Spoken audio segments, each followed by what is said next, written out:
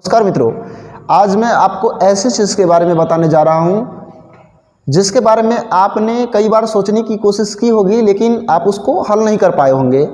आज मैं उसके बारे में आपको बताना चाहता हूं। जैसे देखिए, जैसे कोई व्यक्ति आपसे आते हैं, कोई अनजान व्यक्ति आते हैं और आपसे मिलते हैं और आपसे ये क्वेश्चन करते हैं कि स के ऊपर अनुस्वार है और ब के ऊपर अनुस्वार है, तो इसका मतलब होता क्या है। तो जी हाँ, आप लोग एक ही जवाब देंगे, मैं जानता हूँ। आप लोग का जवाब ये होगा कि स के ऊपर अनुस्वार और ब के ऊपर अनुस्वार है, तो इस अनुस्वार का मतलब क्या होता है, या तो न होता है या क्या होता है, म होता है। लेकिन मेरे प्यारे मित्रों, ऐसा नहीं है, ऐसा नहीं है। हर जगह न और हर जगह म नहीं होता है। आप देखिएगा, कहीं कहीं पे आपको ये य भी देखने को मिल जाएगा, कहीं कहीं पर आपको ये टवर्गी न भी देखने को मिल जाएगा और कहीं कहीं पर आपको अंग भी देखने को मिल जाएगा। ये सब आपको देखने को मिल जाएगा। तो इस सब का उपयोग आखिर होता कैसे है, कहाँ होता है, किस तरह से होता है, आज मैं इसी के बारे में बताऊंगा। तो आप लोग वीडियो में बने रहें और पूरा कॉन्सेप्ट को सीखिए ताकि आप दूसरों को सिखा सके, दूसरों को बता सके। तो ध्यान दीजिए, ये अंग, ये न और ये म और ये य को बोला जाता है पंचमाक्षर। क्या बोला जाता है, पंचमाक्षर बोला जाता है। अब देखिए, इसको पंचमाक्षर क्यों बोला जाता है, क्योंकि ये पांचवा अक्षर होता है। ये किसका पांचवा अक्षर होता है, तो कवर्ग का, चवर्ग का, टवर्ग का, तवर्ग का और किसका, पवर्ग का। यानी कि कवर्ग में कितने अक्षर होते हैं, 5। कौन कौन होते हैं, क ख ग घ अंग।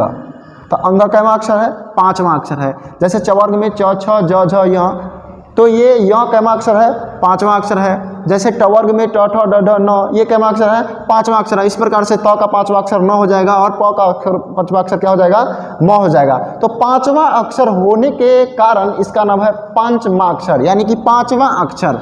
तो ये 5वां अक्षर, ये जो पंचमाक्षर है, यानी कि अंग, न, म और य, इसका उपयोग आखिर होता कैसे है, इसके बारे में मैं आपको आज बताऊंगा।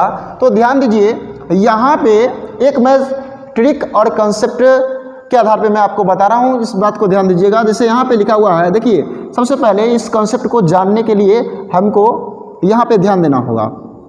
जैसे आपको लिखा गया है संबंध। संबंध में देखिए कि अनुस्वार जो लिखा हुआ है वो है किसके ऊपर, तो अनुस्वार स के ऊपर है और किसके ऊपर है, ब के ऊपर है। तो देखिए, जिसके ऊपर अनुस्वार रहे उसके बाद वाले अक्षर को हमको देखना है कि किस वर्ग में आता है। तो ध्यान दीजिए, अनुस्वार है स के ऊपर और स के बाद वाला अक्षर क्या है, ब। अब ब के ऊपर अनुस्वार है तो ब के बाद वाला अक्षर क्या है, ध।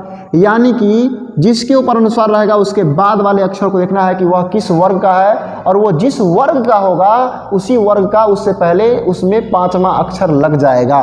जैसे यहाँ पे स के ऊपर अनुस्वार है तो स के बाद वाला अक्षर ब है, तो ब का अंतिम अक्षर क्या होता है, म। तो म लग गया यहाँ पे। जैसे ब के ऊपर अनुस्वार है तो ब के बाद क्या है, ध। तो ध किस में आता है, त थ द में, तो त थ द का अंतिम अक्षर क्या होता है, तो न हो गया। जैसे देखिए, पतंजलि लिखा हुआ है तो त के ऊपर अनुस्वार है तो त के बाद वाला अक्षर क्या है, ज। तो ज का पंचमाक्षर क्या होता है, ज किस में आता है, च छ ज में, तो इसका पंचमाक्षर क्या हो जाएगा, आपको य हो जाएगा। जैसे आपको लिखा गया है चंदन, तो च के बाद क्या है, द। च के बाद क्या है, द। तो द किस में आता है, तवर्ग में, यानी कि त थ द में। तो त थ द का सबसे लास्ट अक्षर क्या होगा, न लग गया। जैसे आपको घंटी लिखा गया है तो घ के ऊपर अनुस्वार है, घ के बाद क्या है, ट। तो ट का अंतिम अक्षर क्या होता है, ट ठ ड ढ न। तो ट से पहले लग गया न। जैसे आपको लिखा हुआ है डंडा, तो डंडा में ड के बाद ड है, तो ड किस श्रेणी में है, ट ठ ड में, ट ठ ड ढ न, यानी कि यहाँ पे ये टवर्गी न लग जाएगा। जैसे चंपा लिखा गया है तो च के बाद क्या है, प। तो प का अंतिम अक्षर क्या होता है, म। तो चंपा हो गया। जैसे गंगा लिखा गया तो ग के बाद फिर आ रहा है ग, तो ग का पंचमाक्षर क्या होता है, अंग। तो यहाँ पे अंग लग गया। तो इस प्रकार से आप देखें कि आसानी से आप क्या किए, ये सीख गए कि कहाँ पर अनुस्वार का मतलब क्या होगा, कहाँ पर न होगा, कहाँ पर म होगा, कहाँ पर य होगा, कहाँ पर टवर्गी न होगा, कहाँ पे अंग होगा। तो उम्मीद करते हैं आप लोग को ये वीडियो अच्छी लगी होगी। ये वीडियो अच्छी लगी है तो एक दूसरे दोस्तों से आप क्या कीजिए, शेयर कीजिए, उनको बताइए और सिखाइए। धन्यवाद, मिलेंगे आप लोग से।